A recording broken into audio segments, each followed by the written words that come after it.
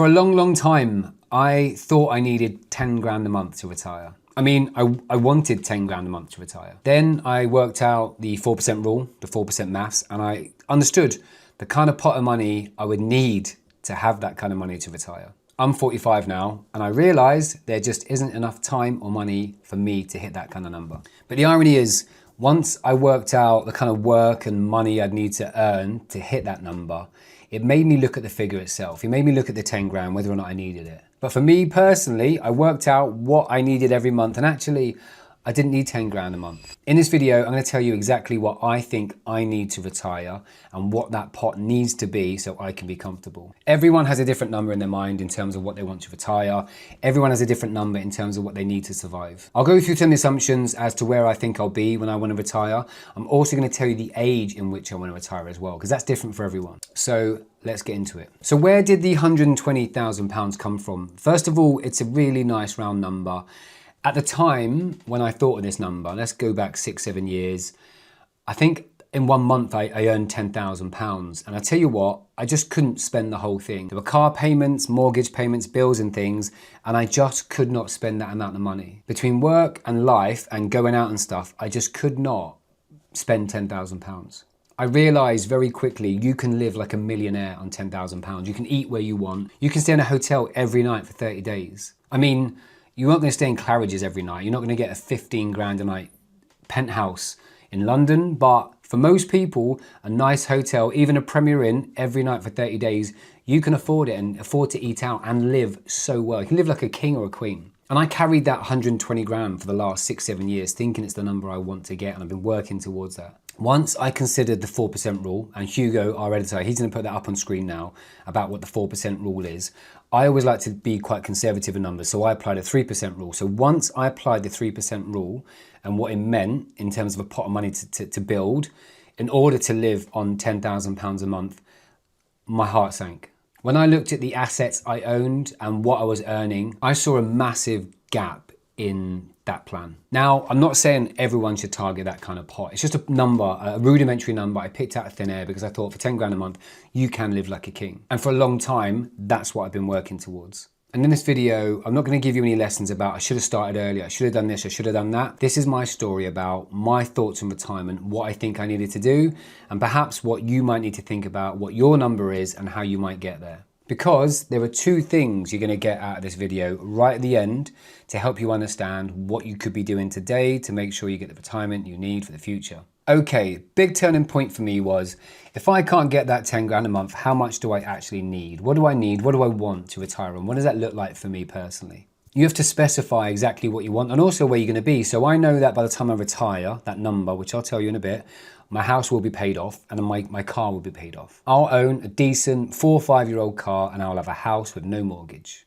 Those are my big assumptions. With those in place, Hugo's going to put on screen now what my life will look like when I retire, what outgoings I'm going to need, or what outgoings I'm going to want, because not everyone needs what I need and not everyone wants what I want. So to get to £4,050 a month, I need a pot of money that pays me 3% to do that. Now I work those numbers out. So first off, what would I need to live on 10 grand a month? I ran those numbers through Claude. I'm going to show them on screen now, but I think Hugo's probably going to put them on screen as well. You probably can't see them there. Hugo, do me a favor. Can you put those on screen, please, mate? So 10 grand a month at the 4% rule, I'm going to need a £3 million pot of money. But I always like to run my numbers very conservatively. That 4% rule does adjust for inflation because obviously everything goes up, everything costs more over time. So if that's what inflation is, we can go to that another time. Conservatively, with the 3% rule, I'm gonna need a £4 million pot of money. Now, my personal portfolio is decent for someone at 45, but it's not 4 million quid. So the question I need to ask myself is, what do I need to do to hit that 4 million quid? And do I actually wanna do it?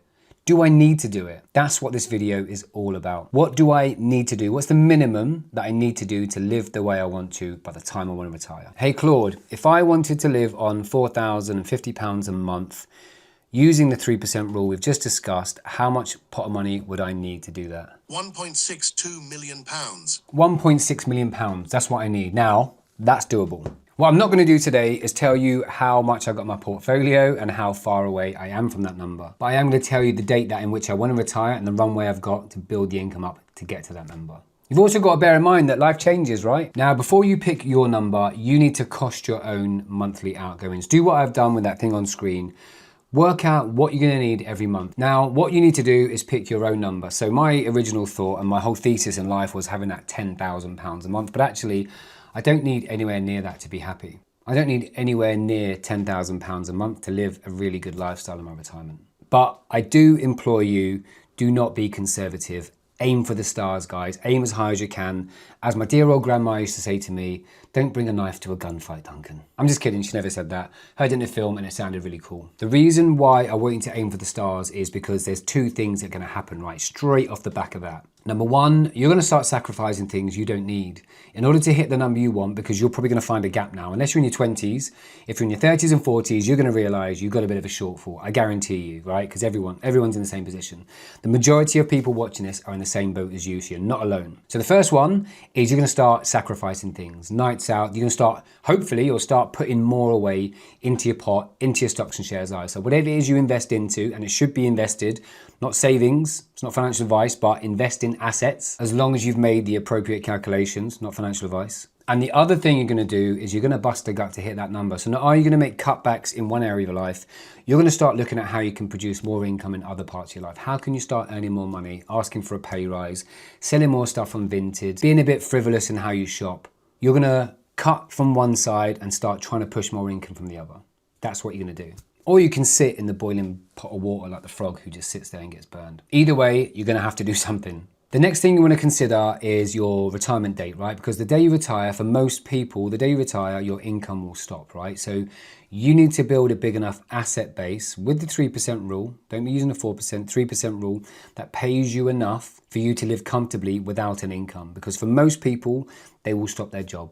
For me personally, I don't want to stop working. I don't think I'll ever want to stop working. I might want to ease out over time as I get older, but I have a pretty good work-life balance now. But for the majority of people who have a job, have a work-based pension, their income will stop on day one. I will be doing this. And what I mean by this is YouTube education, financial coaching, financial courses, things like that. That's my business, consulting and helping people set up portfolios, get themselves investment ready to look after their future financial selves.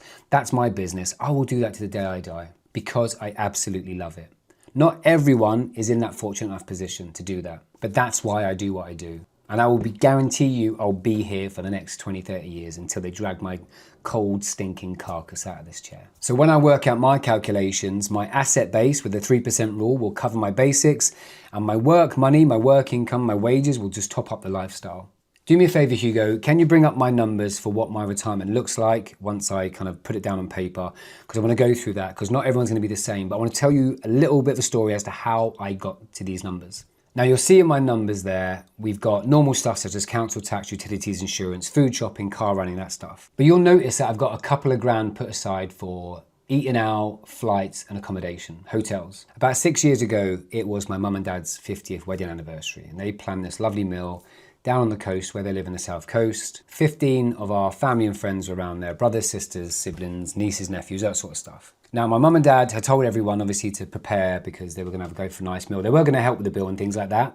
But at the time, I was earning good money and I took it upon myself just to pay the bill. It came to about, I think, 700 or 800 quid, which for me at the time just was not a lot of money. You know, I was doing so much traveling at the time, my fuel bill was like £1,000 a month. So for me, that kind of money wasn't a big deal at the time. Some people might suggest you put that through as a company expense. That's something I would never condone and never do. Nonetheless, I decided to do it.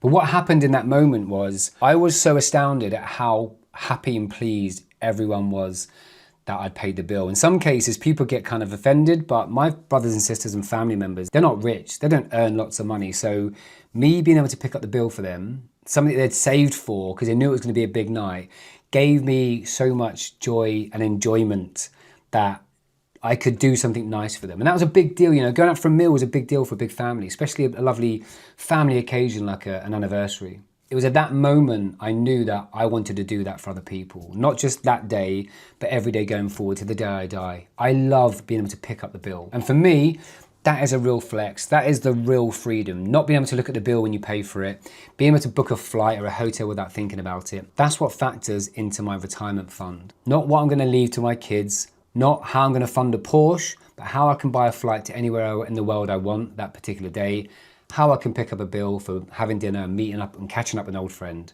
And if I want to stay in a nice hotel for the night with a nice spa and a sauna, I can do it, because that's what's important to me. Now, before we finish this video, I want you to consider something else, right? For me personally, I have a dual passport. I have a British passport, I have an Irish passport. I've got a big Irish family, I have my Irish passport, and the reason I've got my Irish passport is because of Brexit.